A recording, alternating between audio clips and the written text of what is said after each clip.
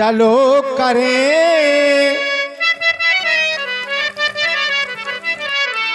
चलो करें संध्या वंदन, संध्या का पाठो पढ़ाना है।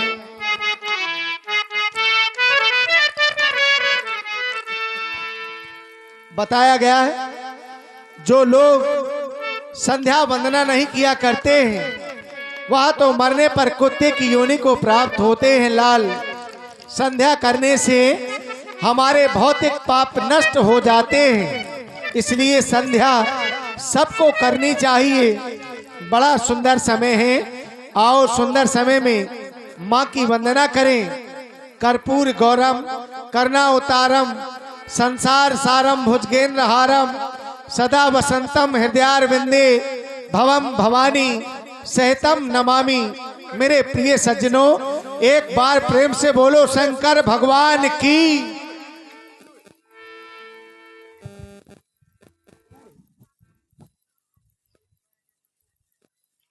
श्री गुरु आदेश हम दोनों बंधुओं को प्राप्त हुआ। हम दोनों बंधु मां संध्या देवी की वंदना, आराधना एवं उपासना करें। कारण संध्या वंदन करना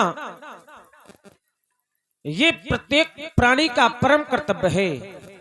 भगवान का भजन करना यह जीव का परम धर्म होता है। मैं विचार करने लगा कि यह मनुष्य का शरीर हमें और आपको प्राप्त हुआ है तो किस लिए? क्या जो आप कर रहे हैं इसके लिए? आचार्य कहते हैं कि यह मनुष्य का शरीर मात्र इसलिए प्राप्त हुआ है, देह धरे कर यह फल भाई, भजिए राम सब काम बिहाई। इस मनुष्य के शरीर को प्राप्त करके भी जो व्यक्ति भगवान का भजन नहीं करते उनका जीवन व्यर्थ है। अगर मनुष्य का शरीर मिला है तो ग्रह के कार्य तो करें, किंतु उन कार्यों से कुछ समय निकाल करके भगवान का भजन, मां संध्या देवी की आराधना एवं उपासना अवश्य करें। कारण यह संसार कर्म क्षेत्र है। इस संसार में आप जैसे कर्म करेंगे आपको वैसा फल प्राप्त होगा। आचार्य कहते हैं काहु न को सुख दुख कर दाता, निज कृत कर्म भोग सब भ्राता। जैसा आप कर्म करेंगे वैसा फल प्राप्त होगा। जो बीज आप बोएंगे वो आपको काटना पड़ेगा। व्यक्ति कर्म तो बुरे करते हैं लेकिन अच्छे फल की अपेक्षा करते हैं। विचार करिए, जैसा कर्म आपके द्वारा किया जाएगा वैसा ही फल प्राप्त होगा। प्रायः ऐसा देखा गया है कि व्यक्ति बुरे कर्म करता है, इसके बाद जब उसके ऊपर कष्ट आता है तब तो आचार्य कहते हैं सो परत्र दुख पावई, सिर धुन धुन पछताए, काले ही कर्म ही ईश्वर ही मिथ्या दोष लगाए। व्यक्ति के ऊपर जब दुख आता है तो वह व्यक्ति कभी ईश्वर को कभी समय को दोष देता है। प्रायः व्यक्ति कह दिया करते हैं कि मेरा समय अच्छा नहीं है, विधाता मुझसे रूठ गया है। लेकिन विचार करिए, समय अच्छा या बुरा नहीं होता। परमात्मा रूठता किसी से नहीं है। समय को कोसा बहुत संसार ने, समय को झूठा कहा संसार ने, पर समय से भूल क्या संभव कभी, यह भूल कर ही सोचा नहीं संसार ने। समय चक्र एक जगह पर स्थित नहीं रहता, यह गतिमान है। पता नहीं जीवन रूपी कली किस जगह पर ना मुरझा जाए। इसलिए दोनों बंधु मां संध्या देवी की वंदना करें। संध्या विचार करता हूं क्या है संध्या। सभी लोग सुनते हैं कि संध्या करनी चाहिए, लेकिन विचार ये करिए कि संध्या करनी कैसे चाहिए। क्या भगवान को दीपक दिखा देने का नाम संध्या है? अगर हम संध्या का सरल शब्दों में अर्थ करें तो यह समझ में आ जाता है कि संध्या कैसे करनी चाहिए। संध्या नाम संधि का संधि नाम जोड़ का दो पक्षों की संधि को हम संध्या कहते हैं। जैसे दिन जाता है, रात्रि आती है, दोनों में संधि होती है, उस संधि के समय को संध्या कहते हैं। ठीक उसी प्रकार जिस समय पर यह आत्मा उस परमात्मा से मिल जाए, यह आत्मा उस परमात्मा से जुड़ जाए, आत्मा और परमात्मा का आध्यात्मिक मिलन हो जाए, आत्मा और परमात्मा में संधि हो जाए, उस संधि के समय को ही संध्या कहते हैं। अपनी आत्मा को श्री करण लंबरदार करही वालों की ओर से, श्री करण लंबरदार करही वालों की ओर से 51 पुष्प मुद्राएं राम जी लक्ष्मण जी के चरणों में सादर समर्पित है। बहुत बहुत साधुवाद। अपनी आत्मा को परमात्मा में समर्पित कर देने का नाम ही संध्या है। अपनी आत्मा और परमात्मा में साक्षात्कार करा देने का नाम ही संध्या है। जिस समय पर मिलन का आनंद, विरह की कुलाहट, यह दोनों ही समाभास हो, उस समय का नाम संध्या है। जिस समय पर वह ब्रह्म भी संध्या किया करते हैं, उस समय का नाम संध्या है। हे मैया, हम दोनों कुमारों का भी कोटि कोटि अर्चन, वंदन एवं अभिनंदन स्वीकार करें। गले पकड़ रहे हैं, थोड़ी गला पकड़ते हैं भाई। नरेश जी थोड़ा सिट करिए। अंधकारो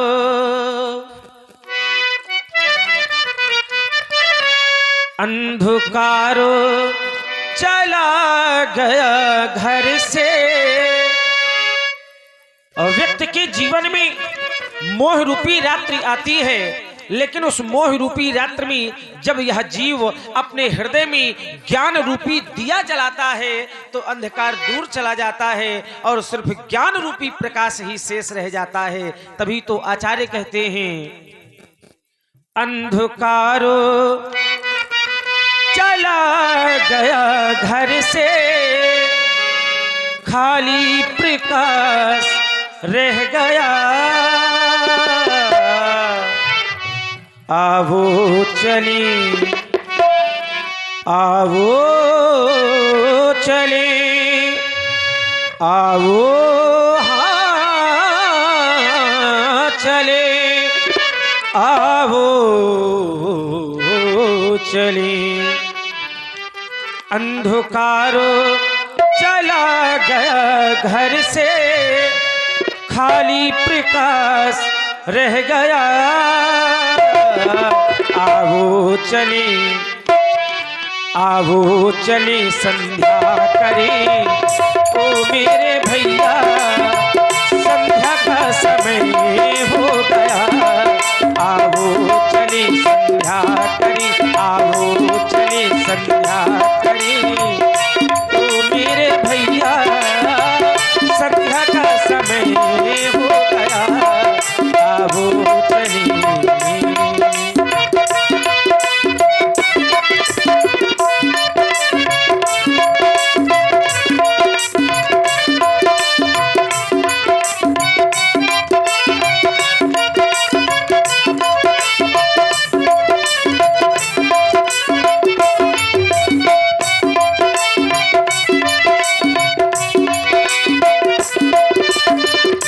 थाली सजा कर आरती गाएं, जीवन सफल बनाए।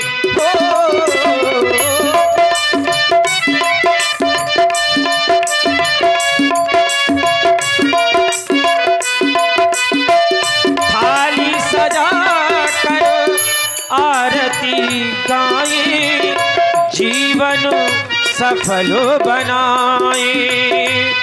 कैसी शोभा लखो मेरे भैया, कैसा प्रकाश छा गया। आवो चले संध्या करें, आवो चले संध्या करें, ओ मेरे भैया संध्या का समय हो गया। आवो चले। अंधकारो चला गया घर से, खाली प्रकाश रह गया। आवो चले संध्या करें, ओ मेरे भैया संध्या का समय हो गया, आओ चलिए।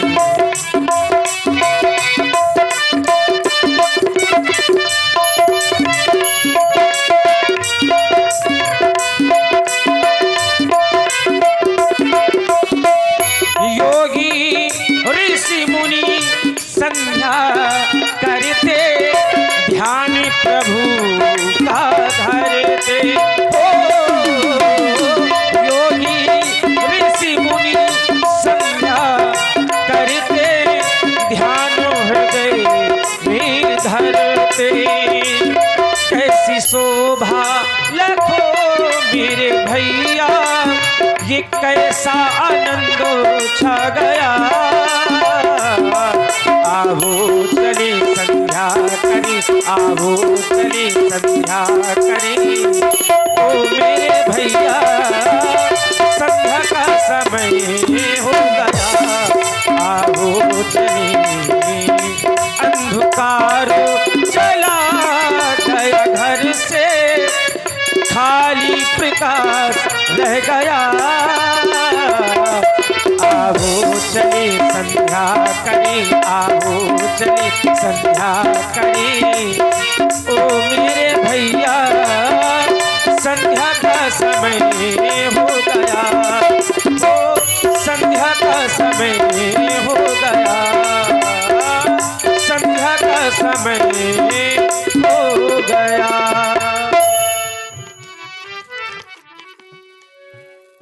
देखिए राम जी लक्ष्मण जी संध्या देवी की वंदना कर ही रहे थे और अचानक भगवान का ध्यान पूरब दिशा की ओर गया और भगवान ने देखा कि चंद्रमा का उदय हो गया।